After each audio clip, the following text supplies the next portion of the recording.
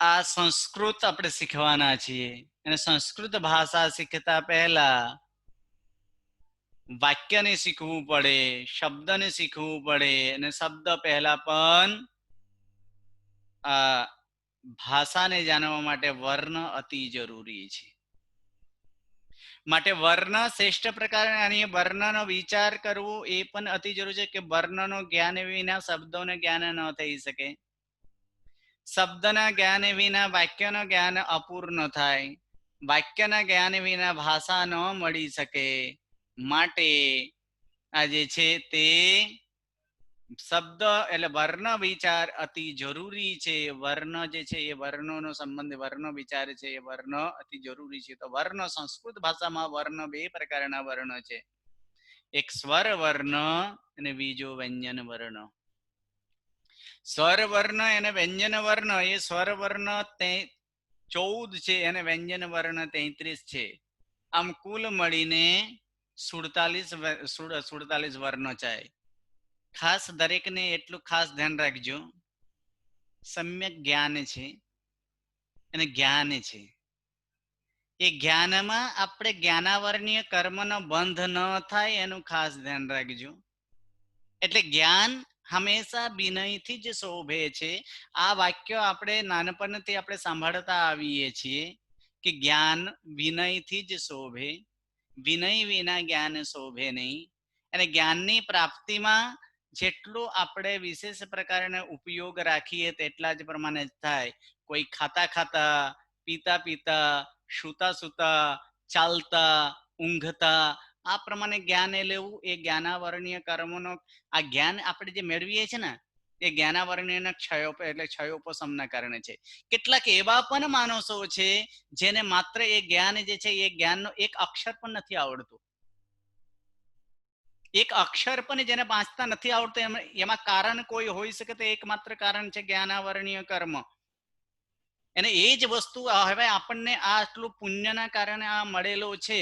પણ હજી જો આપણે જ્ઞાનાવરણીય કર્મ બાંધીએ તો શું થાય કે આવતા ભવે એ જ્ઞાન પ્રતિ જ્ઞાનનો રોકાણ થાય. એટલે કોઈ મહેરબાની કરીને જે પણ હોય ખાતા ખાતા, પીતા પીતા એ એક વસ્તુ ચાલતું નથી, જેના કારણે એ જ્ઞાનાવરણીય કર્મનો બંધ થાય. એ જ્ઞાનાવરણીય કર્મ બાંધવું એ ભાવાંતરમાં અતિ દુઃખદાયી છે. માટે એ ખાતા ખાતા, પીતા પીતા આ બધું કોઈ એ પ્રમાણે કરશો નહીં. અને જ્ઞાન વિનયથી શોભે એટલે વિનયના કારણે અહીં સુધીની વાત કરેલો છે શાસ્ત્રમાં કે કાંઈ પણ બોલવું હોય તો કમસે કમ તો એ આપણે ખાતા ખાતા તો ન જ બોલાય. ભણવાની વાત તો દૂર, ખાવાની ક્રિયાની સાથે બોલવાનું પણ નથી હોતો. એટલે આ કોઈ એવો સિરિયલ નથી. ખાસ ધ્યાન રાખજો જેટલા પણ એમાં છે આમાં પાઠમાં, આ કોઈ સિરિયલ નથી ને કોઈ મનોરંજક માટે આ પણ નથી. આ શ્રુત જ્ઞાનને પ્રાપ્ત કરવાનો આ એક જ્ઞાન મેળવવાનું સ્થાન છે. અને જે જ્ઞાન મેળવવાનું સ્થાન આ એ સામાન્ય જ્ઞાન, મિથ્યા જ્ઞાન નથી. અહીં શ્રુત જ્ઞાન પ્રાપ્તિનો આ સ્થાન છે. શ્રુત જ્ઞાનનો મંદિર છે, માં સરસ્વતીનો મંદિર છે. અને એ માં સરસ્વતીનો મંદિરની સામે આવા પ્રકારના અવહેલના ન ચાલે. કદાચ તમે 5 minute late class 5 minute late આવો તો એકવાર ચાલી શકે, પરંતુ તેવા પ્રકારના પ્રવૃત્તિ જેનાથી જ્ઞાનાવરણીય કર્મો વગેરેનો બંધ થાય એવા પ્રકારનો પ્રવૃત્તિ ક્યારેય ન કરાય. આના કરતા એક અપેક્ષાએ આમ બોલાય નહીં છતાં પણ એક અપેક્ષાએ આપણે વિચારવા જોઈએ કે આપણે જ્ઞાન ન ભણવું એ સારું. પણ એવા અશુભ ચિંતનમાં, અશુભ દૃષ્ટાંતમાં, અશુભ ક્રિયાની અંદર યુક્ત થઈને આ જ્ઞાન ક્યારેય ન થાય. તો જેટલા હોય એક સ્થાને, એક ચિત્તે, એક સ્થાને, એક જ જગ્યાએ બેસીને અભ્યાસ કરો એ જ શ્રેષ્ઠ છે. આગળ આપણે વધીએ કે સ્વર વર્ણ અને વ્યંજન વર્ણ, આમ બે પ્રકારના આ વર્ણની વાત આવી કે સ્વર વર્ણ 14 છે, વ્યંજન વર્ણ 33 છે. અને 14 અને 33 થઈ જાય 47 વર્ણ થાય. અને આ જ 47 વર્ણ એ 47 વર્ણ આ સંસ્કૃત ભાષામાં છે. એમાંથી 14 સ્વર વર્ણમાંથી આપણે જોયા હતા કે નામી સ્વર, સમાન સ્વર, હ્રસ્વ સ્વર, દીર્ઘ સ્વર, અનામી સ્વર આ જોયા હતા. વ્યંજન 33 જે છે એ 33 વ્યંજનમાં 5 વ્યંજનના સમૂહ તેને વર્ગ તરીકે કહેવાય. 5 વર્ણના જે સમૂહ હોય તે વર્ગ તરીકે છે. અને એ વર્ગ 5 એવા વર્ગ છે ક ચ ટ ત પ આ 5 પ્રકારનો વર્ગ. આ પાંચે 5 પ્રકારના વર્ગ જે છે એ આમ કુલ મળીને 25 વર્ણ થાય. આવા 25 વર્ણ વ્યંજનના આવા 25 જે વર્ણ છે તેને સ્પર્શ વ્યંજન તરીકે કહેવાય. આ સ્પર્શ વ્યંજન 25 છે અને આગળ 4 અંતસ્થા અને 4 ઉષ્મા અક્ષર, આમ કુલ મળીને 33 વ્યંજન થાય છે. આ 33 વ્યંજન જેમ સ્વરની અંદર નામી સ્વર જોયા એવી રીતે વ્યંજનમાં પણ એક ઘૂંટ વ્યંજન આપણે કીધું કે ધૂટ વ્યંજન કોને કહેવાય? તો ધૂટ વ્યંજનની વ્યાખ્યામાં આપણે કર્યા હતા કે વર્ગનો 5મો અક્ષર અને અંતસ્થા. વર્ગનો 5મો અક્ષર અને અંતસ્થા સિવાય બાકીના જે છે એ વર્ગનો 5મો અક્ષર અને અંતસ્થ સિવાય બાકીના વ્યંજનોને ધૂટ વ્યંજન તરીકે કહેવાય છે. એટલે ધૂટ વ્યંજનની સંખ્યા થાય 24. આ 24 એ ધૂટ વ્યંજન તરીકે છે. અને અધૂટ વ્યંજન કેટલા? તો અધૂટ વ્યંજન 9 થાય. પછી અધૂટ વર્ણની વાત કરીએ. અધૂટ વર્ણ તો અધૂટ વર્ણ 23 થાય. કારણ કે 47 વર્ણમાંથી 24 વર્ણ બાદ કરીએ તો થાય 23. આ 23 વર્ણ તે અધૂટ વર્ણ તરીકે કહેવાય.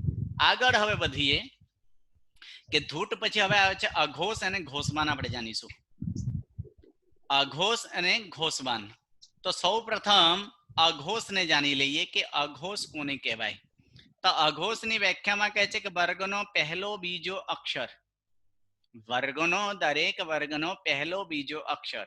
તો વર્ગનો પહેલો બીજો અક્ષર એટલે તો જે વર્ગ છે એ વર્ગનો પહેલો બીજો અક્ષર તરીકે કરીએ તો થઈ જાય કેટલા થાય? તો વર્ગનો આ પહેલો બીજો અક્ષર એટલે થઈ ગયા 5 ગુણ્યા 2 કરીએ એટલે 10 અને 300. તો 3 પ્રકારના 100 જે છે એ ઉષ્મા અક્ષરથી આ માત્ર ને માત્ર આ 300 એટલે થઈ જાય કેટલા થાય? તો 10 અને 3 13. આ અઘોષને યાદ રાખવા માટે આ પ્રમાણે પણ આપણે યાદ રાખી શકાય અઘોષ કે અઘોષ. તો અઘોષ માટે આપણે જાતે જ એક સૂત્ર બનાવી દેવાનું અને એ સૂત્રમાં આ પ્રમાણે કરવાનું કે 5 into 2 કે 5 into 2 plus 3 આ અઘોષ છે. તો 5 into 2 plus 3 એટલે તો 5 વર્ણ એટલે 5 વર્ગ અને 2 જે લખ્યા છે એ વર્ગનો પહેલો અક્ષર અને બીજો અક્ષર આમ સમજવાનું અને પ્લસ 3 માં ઉષ્મા અક્ષરમાંથી પહેલા 3. આ 13 જે છે આ 13 અઘોષ તરીકે કહેવાય કે વર્ગનો પહેલો બીજો અક્ષર અને 300 તેને અઘોષ તરીકે કહેવાય છે. એટલે અઘોષ વ્યંજન કેટલા થાય? તો અઘોષ વ્યંજન 13. હવે અઘોષની વિપરીત છે તે ઘોષવાન છે. તો ઘોષવાન કેટલી થાય? ઘોષવાન કેટલા અક્ષર આવે? તો આપણે વ્યંજનની અંદર ઘોષવાન વ્યંજન કહીએ.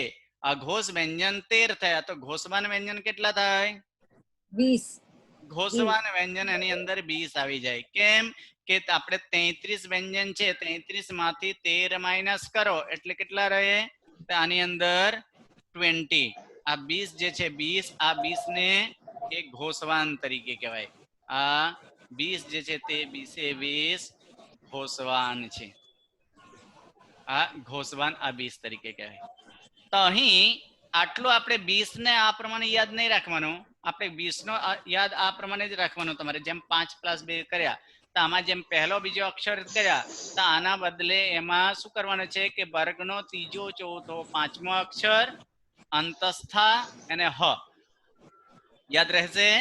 વર્ગનો ત્રીજો ચોથો પાંચમો અક્ષર અંતસ્થા અને હ આટલાને શું કહેવાય? ઘોષવાન કહેવાય છે. આ જે છે આટલાને ઘોષવાન તરીકે કહેવાય. વર્ગનો ત્રીજો ચોથો પાંચમો અક્ષર એટલે ગ ઘ ગ જ ઝ ય ડ ઢ ણ ડ ધ ન બ ભ મ આ વર્ગનો પાંચમો અક્ષર તરીકે કહેવાય છે. અને અંતસ્થા એટલે કે આ અંતસ્થાની અંદર ય ર લ વ અને હ આ 13 જે છે આ 13 ને ઘોષવાન તરીકે કહેવાય. જો આપણે વ્યાખ્યા આ પ્રમાણે યાદ રાખીએ કે અઘોષ સિવાયના બાકીના વ્યંજનોને ઘોષવાન કહેવાય તો કદાચ મારે અઘોષ ભૂલાઈ ગયો હોય તો અઘોષ ભૂલાઈ ગયા હોય તો શું થાય? અઘોષ ભૂલાઈ ગયા હોય તો પછી ઘોષવાન યાદ જ ન આવે. એટલે ઘોષવાનને યાદ રાખવા માટે આટલું જ કે વર્ગનો ત્રીજો ચોથો પાંચમો અક્ષર, તો વર્ગનો ત્રીજો ચોથો પાંચમો વર્ગનો એટલે કે 5 અને ત્રીજો ચોથો 5 અક્ષર છે તો આની અંદર આપણે 3 લખી દઈએ એટલે કે ત્રીજો ચોથો પાંચમો અક્ષર પ્લસ અંતસ્થા, તો અંતસ્થા કેટલા છે? 4 છે અને પ્લસ 1 એટલે હ, એટલે 3 પ્લસ 5 ગુણ્યા 3 કરીએ એટલે 15 અને 4 1 5 એટલે 15 પ્લસ 5 કરીએ એટલે 20 થાય. આ 20 જે છે આ 20 ને ઘોષવાન તરીકે કહેવાય છે, આ ઘોષવાન વ્યંજન. હવે તમે કહીએ કે અઘોષ વ્યંજન, અઘોષ વર્ણ કેટલા? કોણ આપશે જવાબ? અઘોષ વર્ણ. હાજી, અઘોષ વર્ણ કેટલા? 34. અઘોષ વર્ણ 7 સર 23 સર 14 સ્વર અને 9 ના 9 ના 23 13 જ આવશે. અઘોષ વર્ણ તરીકે જ્યારે કરીશું ત્યારે શું આવશે? અઘોષ વર્ણ તરીકે 13 જ આવશે, એટલે 13 જે વ્યંજન છે તે. ઘોષવાન વર્ણ કરીએ તો કહીએ તો કેટલા આવે? 20 જ આવે. 34. એટલે 34. આની અંદર બીજા આપણે આની અંદર માત્ર ઘોષવાન વર્ણ એટલે કેટલા? ઘોષવાન વર્ણ કહો, વ્યંજન કહો એટલે કે એને પરફેક્ટ એમાં આપેલા છે એટલા માટે ત્યાં કેટલા થાય? 20 જ થાય. હવે આની અંદર એવું કોઈ આપણે સ્વર આની સાથે જોડાતું નથી. જો જોડાય તો આમાં પછી કેટલા થઈ જાય કે 20 ની પહેલા 20 ની સાથે પહેલા 14 કરી દઈએ તો, પણ એવું એનો વ્યાખ્યા નથી આવતો. માત્ર આટલું જ. અઘોષ વ્યંજન કહો 13 છે, ઘોષવાન વ્યંજન કહો તો તે કેટલા છે? 20 છે. ઓકે, ઘૂંટ વ્યંજન કેટલા? 24. 24 બરાબર છે. ઘૂંટ વ્યંજન એ 24 છે. 24 યાદ રાખજો ખાસ દરેકે. ઓકે, આગળ આપણે થોડા ઓર આગળ જઈએ આપણે. ઓકે, સમાંસર કેટલા? સર 10 સમાંસર 10 છે. ઓકે, સરસ. અને નામી કેટલા? 12 નામી 12 છે. ઓકે, દીર્ઘસર કેટલા? 9 દીર્ઘસર 9. ઓકે, પછી હ્રસ્વસર કેટલા? હ્રસ્વસર 5 છે. આટલું ખાસ યાદ રાખજો. 5 હાજી. તો હવે આની અંદર નામી એટલે કે નામીસર 12 છે. એ 12 નામી માંથી હ્રસ્વ નામી કેટલા? રસ્વનામી 5 સર અ સિવાય 4. 4 હ્રસ્વ નામી કેટલા થાય? 4 થાય. દીર્ઘ નામી? દીર્ઘનામી 5 નહીં 8. 8 8 એટલે શું કે કયા 8? આ સિવાયના લઈને અ સિવાય. બરાબર છે. ઈ ઉ રૂ એટલે દીર્ઘ ઈ થી માંડીને ક્યાં સુધી? ઓ સુધી ઔ સુધી. બાકીના બધા જે આ સિવાય બાકીના બધા જ દીર્ઘ. ઓકે, આગળ આટલા તો આપણે શીખી ગયા. હવે એનાથી આગળ આપણે વધીએ કે જેનો આપણે માત્ર સીટ. હવે બીજા બધા પ્લીઝ મ્યુટ રાખી દેજો. પાછા જ્યારે આપણે કહીશું ત્યારે પાછો આપણે કરશું. મ્યુટ રાખી દો બધા. ઓકે, સરસ, ધન્યવાદ. હવે આગળ આપણે કે આના પછી આવે છે સીટની વ્યાખ્યા આવે છે. સીટ. તો સીટ કોને કહેવાય? તો સીટ જે છે એ સીટ, તો સીટ એવા 7 અક્ષર છે. તો એ સાથે સાથનો તમને અહીં કહીએ કે આ સીટ જે છે એ સીટ કયા છે? તો સીટની અંદર કહે છે કે આ 3 પ્રકારનો સ તો છે જ. આ 3 પ્રકારનો સ. આ કયા? તાલેબ શ, મૂર્ધન્ય સ અને દંત સ. આ 3 સ તો છે જ. આ 3 શ. આ ચિહ્ન તમને 2 ચિહ્ન દેખાય છે અહીં. આ એક ચિહ્ન, આ એક ચિહ્ન. આ બંને ચિહ્ન જે છે આ બંને ચિહ્નને આ એક જ્યાં આપણે રાઉન્ડ કરીએ છીએ, પહેલા આનો યુઝ થતા હતા. અત્યારે આનો કોઈ યુઝ નથી થતા. બાકીના 2 જે નિશાની છે એનો આપણે નિશાની થઈ શકે છે. ઉપર એક મીંડું આવે તેને અનુસ્વાર કહેવાય. એના સામે અક્ષરની સામે આવા બે પ્રકારના જે મીંડો આવે તેને વિસર્ગ તરીકે કહેવાય છે. તો એવા આ 4 પ્લસ 3 આ 7 ને જે છે આ 7 ને શેઠ તરીકે કહેવાય છે. 4 પ્લસ 3 આ 4 પ્લસ 3 ની અંદર કે 4 કયા? તો 4 ની અંદર અનુસ્વાર, વિસર્ગ, આ ચિહ્ન જે છે તેને જીવહા મૂલ્ય તરીકે કહેવાય અને આ જે નિશાની છે તેને ઉપધમાનીય તરીકે કહેવાય. એટલે અનુસ્વાર, વિસર્ગ, જીવહા મૂલ્ય અને ઉપધમાનીય આ 4 અને પ્લસ 3 સ, શ અને સ આ 3 જે આ 7 જે છે આ 7 ને શીઠ તરીકે કહેવાય છે. આ એક નામ છે, એનો કોઈ વિશેષ કોઈ કઈ વ્યાખ્યા નથી. આ 7 ને શીઠ તરીકે કહેવાય. અનુસ્વાર, વિસર્ગ. અનુસ્વારનું ચિહ્ન કયું છે સર? અનુસ્વારનું ચિહ્ન આપણે કોઈ પણ કે અક્ષર ઉપર જે છે અક્ષર ઉપર અનુસ્વાર એટલે મીંડું જે લગાડીએ ને, જેમ કે કહીએ તમને આમાં એક વસ્તુ આપણે લખીએ કે પઢમમ, પઢમ ઉપર એક આપણું આ નિશાની દેખાયો તમને? મ ઉપર એક મીંડું, એને શું કહે? એને અનુસ્વાર તરીકે કહેવાય. ઓકે.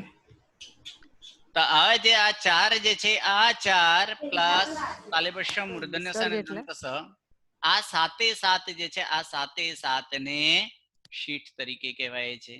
હવે આ જીવા મૂલ્ય અને ઉપદમાની આ બંનેની જગ્યાએ અત્યારે વિસર્ગ લઈ લીધા છે. આ બંનેની જગ્યાએ અત્યારે વિસર્ગ લઈ લીધા છે.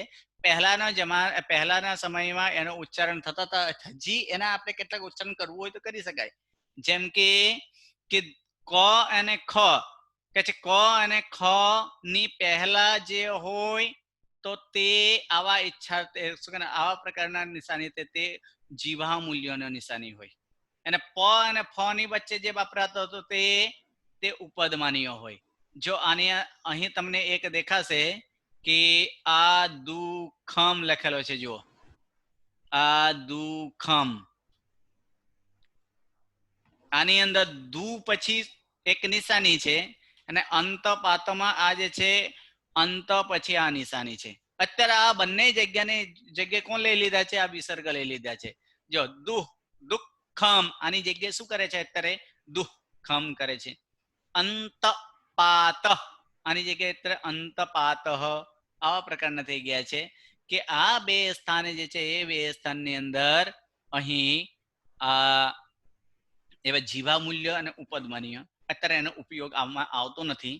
અત્યારે માત્ર આટલું જ જાણવાનું, અનુસ્વાર, વિસર્ગ અને 3 પ્રકારનો સ.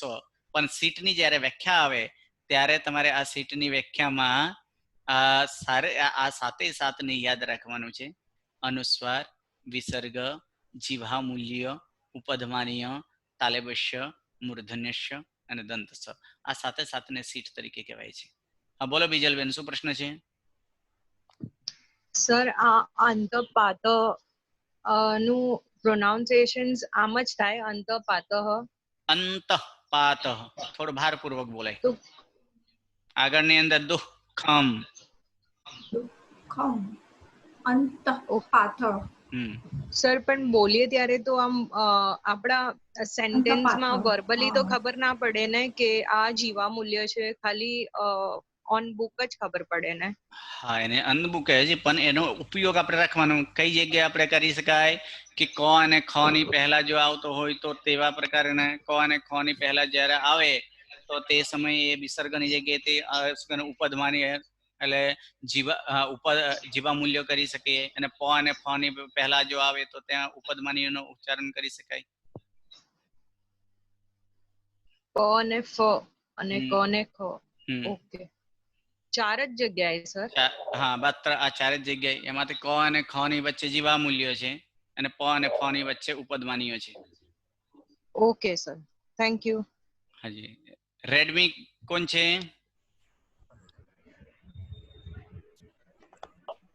ओके, हाँ जी विजय, हाँ जी बोलो. प्रणाम गुरुजी. गुरुजी, जो ये दिया हुआ ना शीट का अनुस्वार, विसर्ग वगैरह, इनमें ये जो श और ये श स का ये जो आपने वर्ड्स बोले थे ना, उनका एक बार वापस समझाइए ना गुरुजी, वो वर्ड्स का नाम. ये ऊपर का ये एक अनुस्वार, हाँ दूसरा विसर्ग, तीसरा जीवाहामूलीय, चौथा जो है उपधमानीय, पांचवा है तालेब श, छठा है मूर्धन्य श और सातवां है दंत स। ये 7 को सीट बोला जाता है।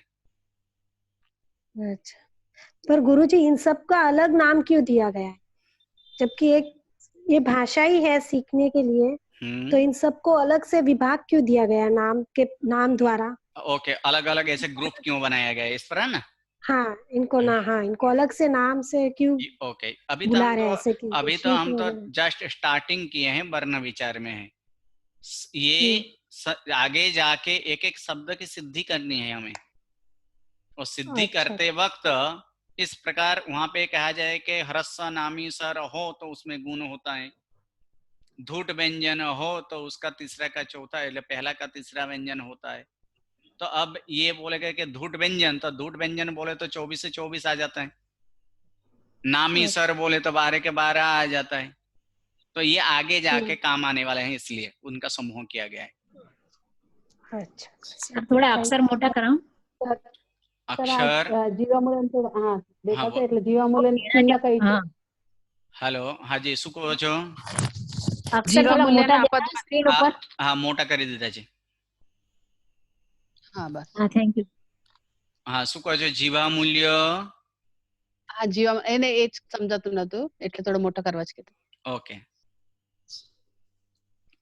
हाँ जी, બીજા કોણ છે? પૂજાબેન, શું પ્રશ્ન છે? સર, મારું ઇન્ટરનેટ જરા જતું રહ્યું હતું। આમાં તમે એવું પૂછ્યું કે અઘોષ વર્ણ કેટલા થાય, તો અઘોષ એ આપણે શીખ્યા એ પણ છે કે એમાં પેલા 14 સ્વર એડ કરવાના? ના, એની અંદર સ્વર એડ નહીં કરવાનો, માત્ર વ્યંજન જેટલા છે એટલા જ રાખવાના છે। એટલે અઘોષ અને ઘોષ બીજા બધા પ્લીઝ મ્યુટ, એકનો જ્યારે ચાલતા હોય ત્યારે બીજા કોઈ બોલશો નહીં, નામ બોલાશે એ જ રાખશો, રૂલ નો ખાસ ફોલો કરજો। ઓકે, હાજી પૂજાબેન।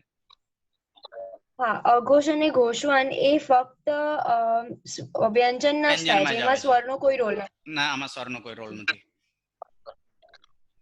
જી ગુરુજી। ઓકે, હાજી, હાજી ઈલાબેન। પ્રણામ ગુરુજી।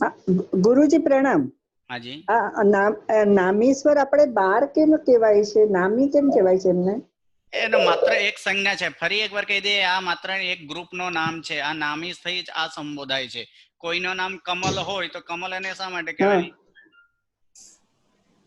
બરાબર, કોઈ હોય છે એ સ્વતઃસિદ્ધ છે, એટલે એ આપણે એક સંજ્ઞાથી એને નામ આપેલો છે, આ નામથી એટલે આજ જણાય, આ 12 જ ઓળખાય। એટલે અચ્છા, આ 12 ઓળખાય। અને જે સમાન અક્ષર છે એમાં 10 કેમ આવ્યા? અ એ ઓ નહીં આવ્યા? આની અંદર કે એક સરખા દેખાતો એવા કેટલા છે? 10 જ લાગે છે ને? બાકીના એ ऐ ओ ओ આ દીર્ઘ છે, એની સાથે કોઈ સામે હ્રસ્વ નથી।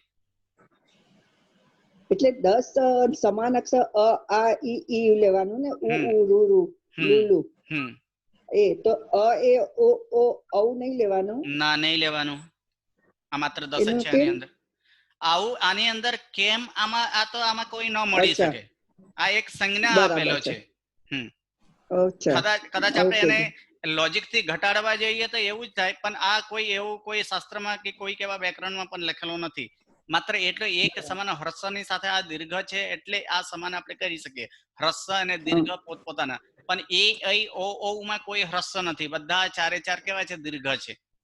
દીર્ઘ છે, તો એને સંધ્યાક્ષર કહેવાય? હા, આને સંધ્યાક્ષર કહેવાય। એ પહેલા ક્લાસમાં આપણે કર્યું તો એને સંધ્યાક્ષર, કારણ કે સંધિથી તે બનતા હોય છે, સંધિથી બનતા હોય છે। ભલે, ગુરુજી પ્રણામ। હાજી પ્રણામ। આગળ ઓકે, દીપાલીબેન।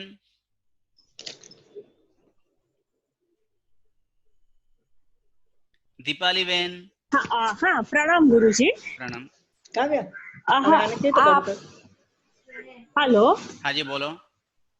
હા, એટલે આ જે આપણે આલ્ફાબેટ્સ કહેવાય 12 ખડી, તો એમ એ ટોટલ અને સ્વર વ્યંજન કહેવાય, બરાબર? એટલે 12 ખડીમાં હા, જે 12 ખડી આવશે બરાબર છે, એની અંદર તમારે આગળ આવશે એને 12 ખડી પણ આવવાના છે, પણ એ બારાખડીમાં પણ આપણે પણ ગુજરાતીમાં પણ સ્વર વ્યંજન અને વ્યંજન વર્ણ તો હોય જ છે ને. અચ્છા, એટલે આ સ્વર વ્યંજન ના અંદર આપણે શરૂઆતથી જે અ આ ઈ એ નહીં લેવાનો. હા, એ જ લેવાનું. એ સ્વર હતા. અ થી માંડીને ઔ સુધીના બધાને એ સ્વર છે. ક થી માંડીને હ સુધી બધા વ્યંજન છે. અચ્છા, ઓકે ઓકે, હાજી. હા, સંગીતાબેન. સાહેબ પ્રણામ. બોલો. પ્રણામ. અચ્છા, હવે મને એક પ્રશ્ન છે કે જોઈન થઈ છું, મને આગળનું બહુ રેકોર્ડિંગ જોવું પડશે. પ્રશ્ન છે કે અનુસ્વાર તો આપણને ખબર પડે કે અરિહંતાણમ કે પડમ, એનો મતલબ અનુસ્વાર થાય. વિસર્ગ જ્યાં મૂકે છે એનું રીઝન શું છે? શું કામ વિસર્ગ મૂકે છે? કારણ કે એના પ્રોનાઉન્સિએશનમાં અમને બહુ તકલીફ થાય છે. જ્યારે અમે ભક્તામર કલ્યાણ મંદિર બોલીએ છીએ તો જ્યાં દીર્ઘ સ્વર આવે છે એનું વિસર્ગ અમારે કેવી રીતે પ્રોનાઉન્સ કરવું, અને ઘણી વખત એકદમ છેલ્લે આવે છે. જેમ ના થઈ તો એનું વિસર્ગ કેવી રીતે પ્રોનાઉન્સ કરવાનું અમને? અર્ધો ર નો ઉચ્ચારણ. હા, અર્ધો ર નો ઉચ્ચારણ કરવાનું. ર માં પણ કેવા અર્ધો ર. હા, ર નો અર્ધો ર, આ પ્રમાણે. એટલે અમને એવો ખ્યાલ હ બોલીએ છીએ એની પાછળ. હા, બોલીએ છીએ, પણ એનો શું કરવાનો? એ હ માં પણ કેવા બાલ, આ પ્રમાણે. આ શેનાથી બનેલો છે? અર્ધો ર થી જ. જે આપણે કેવી રીતે કે એનો ઉચ્ચારણ સ્થાન એના પછી જ એનો ઉચ્ચારણ સ્થાન આવશે. ક્યાંથી ઉચ્ચારણ સ્થાન કહેવાય એ આગળના પાઠમાં શીખવાડશું. એના પછી દરેકના ઉચ્ચારણ સ્થાન આવશે. કયા વર્ણોનો કયા ઉચ્ચારણ ક્યાંથી ઉચ્ચારણ થાય છે એ આપણે જોશું.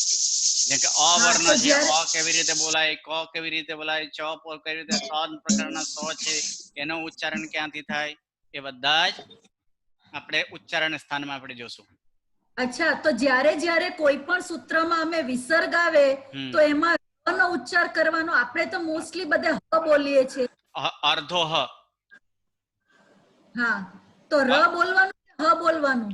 ર નહીં, ર થી તે વિસર્ગ થયેલો છે. અર્ધ ર નો જ સ્વરૂપ ત્યાં એ વિસર્ગ છે. એ શા માટે થાય છે એ જ વસ્તુ આપણે આ સંસ્કૃત ક્લાસમાં આપણે શીખવાના છીએ.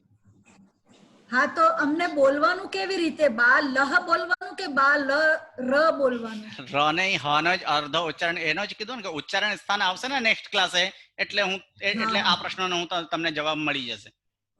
અચ્છા, અને એવી રીતે આવા જે છે ને જેમાં દીર્ઘ સ્વર, નાથઈ, લક્ષ્મી, એમાં ઉચ્ચારણ કેવી રીતે કરવાનું સૂત્રમાં વિસર્ગનો? એમાં એટલે કે એ જ કહું ને બેન, નેક્સ્ટ ક્લાસ સુધી વેટ કરો. ઉચ્ચારણ સ્થાન અત્યાર સુધી નથી શીખવાડ્યા. ઓકે, અચ્છા, આ શ નો પણ ઉચ્ચારણ નેક્સ્ટ ક્લાસમાં આવશે? હા, બધાનું ઉચ્ચારણ સ્થાન હજી બાકી છે. Okay, thank you sir. મને પ્રીવિયસ રેકોર્ડિંગ મળશે? ફોર્મ ભરી દેજો, મળી જશે હશે તો. Okay, thank you. ઓકે, ચલો આગળ. અહીં કોણ છે? દીપાબેન.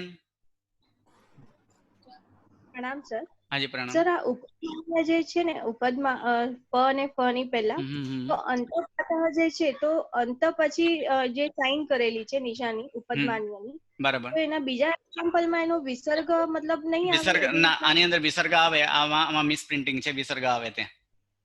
ઓકે, અને સર આ પ અને ફ ની પહેલા એટલે પ અને ફ સિવાય જ છે, એવું નથી કે પ ના સ્થાને આપણને વાપરવાનું? હા, એટલે કે એના પહેલા શું કે પ અને ફ ની પહેલા જે અક્ષર હોય ને, આ બંનેનું વચ્ચે આપણે રાખવાનું છે. એટલે જ્યાં આપણે એ કહેતા તે અત્યારે એ વિસર્ગનો ઉચ્ચારણ એને એ જગ્યાએ જે વિસર્ગનો ઉચ્ચારણ એ લઈ લીધા છે. અત્યારે એ પહેલાના જમાનામાં આ પ્રમાણે એનો એ ઉપદવાનીઓ વાપરી શકતા હતા. હજી પણ એનો પણ ઉપદવાની આપણે વાપરી શકીએ, પણ એનો ઉપયોગ હવે નથી ચાલતું. તે પ્રાચીન જમાનામાં આ પ્રમાણે ચાલતું હતું. તો સર, જે દુઃખમ જે છે તો એ દુ અને પછી વિસર્ગ છે, તો એ ક ના સ્થાને વિસર્ગ છે કે ખાલી જીવા મૂલ્યના સ્થાને? જીવા મૂલ્યના સ્થાને વિસર્ગ છે. ઓકે, ઠીક છે સર. પ્રણામ. સર, ફોર્મ ભરવું હોય તો કેવી રીતે ભરવાનું? એને તમારે ફોર્મ પર લિંક પર ક્લિક કરજો, એટલે કે આખું તમારું ફોર્મ ખુલશે અને જે ડિટેલ્સ માંગ્યા હોય એ ડિટેલ્સ તમે ભરી દેજો. હા, ધન્યવાદ ગુરુજી. હાજી. ઓકે આગળ હા મિતેશભાઈ. હા પ્રણામ સર, સોનાબેન છું. હાજી સોનાબેન. પ્રણામ સર, આપણે છે ને આગળના ક્લાસમાં તમે એમ કીધેલું કે અદૂટ વર્ણ છે. હા બરાબર છે. હા, તો આપણે ગોસ્વાનમાં એ ચીજ નથી કરતા. ના એનો પછી આપણે જ્યાં આપણે યુઝ થાય ને ક્યારે અદૂટ વર્ણનો આગળ યુઝ થવાના છે એટલા માટે કીધું હતું. અચ્છા સર, એટલે એમાં ખાલી અદૂટ વર્ણ, એવું ધૂટ વર્ણ એવું નથી કઈ ને? ના, ત્યાં ધૂટ વ્યંજન આવશે અને એવું આપણે બનાવી શકીએ કે કેટલાક જગ્યાએ એવા પણ આવશે અધૂટ વર્ણો, કેટલા ધૂટ એટલે ધૂટ સિવાયના બાકીના વર્ણો, એટલે ધૂટ સિવાયના બાકીના વર્ણો એટલે શું તે સમય બાકીના 23 આપણે લેવાશે. એ આગળ નિયમમાં આવશે. હાજી સર. હા પ્રણામ. ઓકે હાજી કેતકી બેન. પ્રણામ સર. હાજી પ્રણામ. સર નામી અક્ષર કેટલા છે ને સમાન કેટલા છે સર? નામી એના પહેલા ક્લાસમાં આપણે કીધું કે નામી એટલે થાય નામી બાર અવર્ણ સિવાયના બાકીના સ્વરોને નામી કહેવાય. એ નામી બાર છે. અને સમાન જે છે એ સમાન 10 છે. અ થી માંડીને દીર્ઘ લૃ સુધીના સ્વરોને સમાન કહેવાય, એટલે એ સમાન 10 છે. નામીમાં કયા આવે છે સર? નામીની અંદર અવર્ણ સિવાય બાકીના સ્વર કેટલા છે? 14. સ્વર 14 છે. તો એમાં અવર્ણ એટલે શું? અવર્ણ. આપ કેટલા ક્લાસ થી જોઈન કરો છો? પહેલા ક્લાસ થી છો સર? ના સર, મારા લાસ્ટ ટાઈમ જ ખાલી અટેન્ડ કર્યું. ઓકે, અને પાછળનો જોઈ લેજો. હાજી જરૂર. પહેલા એકવાર ક્લાસ જોઈ લેજો, પછી એમાં ક્લાસમાં આવીને પ્રશ્ન કરાશે તો એનો જવાબ તમને સચોટ મળી જશે વ્યવસ્થિત. હાજી ઓકે બિસ્વાબેન. પ્રણામ ગુરુજી. હાજી ગુરુજી, આ શ ને સ નું છે આપે નામ કીધા ને તાલવ્ય અને બીજા કયા? તાલવ્ય શ, મૂર્ધન્ય શ અને દંત સ. એ નેક્સ્ટ ક્લાસે આપણે ઉચ્ચારણ સ્થાનમાં જોશું. ઠીક છે. હા, થેન્ક યુ. ઓકે હાજી. દર્શનાબેન. સર, આ અંતપાતની વચ્ચે જો સાઈન નીકળી ગઈ કઈ જીના મૂલ્ય, તો એની બદલે કઈ આવતું નથી, ખાલી ગેપ. ના, અહીંયા વિસર્ગ છે. આ મિસ પ્રિન્ટિંગ છે. આ બંને વચ્ચે વિસર્ગ. અચ્છા ઓકે થેન્ક યુ. ઓકે હાજી. ઓકે, આ પ્રમાણે આપણે આ સીટ સુધી આપણે જોયા. આગળ જે છે એ આવે છે તે ઉચ્ચારણ સ્થાન છે. કોને કેટલા ઉચ્ચારણ સ્થાન? માત્ર અત્યારે નામ અત્યારે કહી દઈએ છીએ કે ઉચ્ચારણ સ્થાન ક્યાં ક્યાં થાય છે એના વિશે. એક કંઠ છે જ્યાંથી ઉચ્ચારણ સ્થાન થાય. એક તાલવ્ય છે જે ઉચ્ચારણ સ્થાન. તાલવ્ય અર્થાત તમારે જીભને નીચે તરફ લઈ જાઓ એ સ્થાને જ્યાં અડતો હોય, એટલે કે ક્રમ જે જીભને ઉપર તમે અડકાવશો તો એને આપણે તાલુ કહીએ છીએ. તો એ તાલુ દ્વારા ત્યાંથી અને ઉચ્ચારણ સ્થાન છે જેનો તાલવ્ય તરીકે કહેવાય. એક ઓષ્ઠ છે જે ઓઠ ભેગા થતા, બંને હોઠ ભેગા થતા જે ઉચ્ચારણ થાય તે ઓષ્ઠ તરીકે કહેવાય. એક મૂર્ધન્ય છે, એટલે હવે જીભને નીચે તરફ લાવવાનું છે અને જીભને નીચે તરફ લાગીને જ્યાં તમારે આવે છે ત્યાંથી એ ઉચ્ચારણ જે થાય તે એ મૂર્ધન્ય તરીકે છે. એક દાંત દ્વારા થાય છે, એટલે જ્યારે જીભનો ટચ એ દાંતની સાથે થાય એવી રીતે જ્યારે બોલાય તો તે એ દંતન થાય છે. આવા પ્રકારના આટલા છે. એને કેટલાક એવા બંનેને ભેગા થવાથી, જેમ કે દંતોષ્ઠવ છે, એટલે દંતોષ્ઠ એટલે દાંત અને હોઠ, આ બંને ભેગા થવાથી જે થાય તે. પછી એકલા જીભા મૂલ્ય જે છે એ જીવથી થાય છે. અનુસાર વગેરે જે છે તેના નાકથી ઉચ્ચારણ થાય, અને અનુનાસિક જે છે તેના પોતપોતાના ઉચ્ચારણ સ્થાનના એવા નાકથી થાય છે. એ આજે 8 સ્થાન, એ 8 સ્થાન કેવી રીતે છે આપણે નેક્સ્ટ ક્લાસે જોશું. નમો નમો. પ્રણામ. પ્રણામ સર. નમો નમઃ. પ્રણામ સર.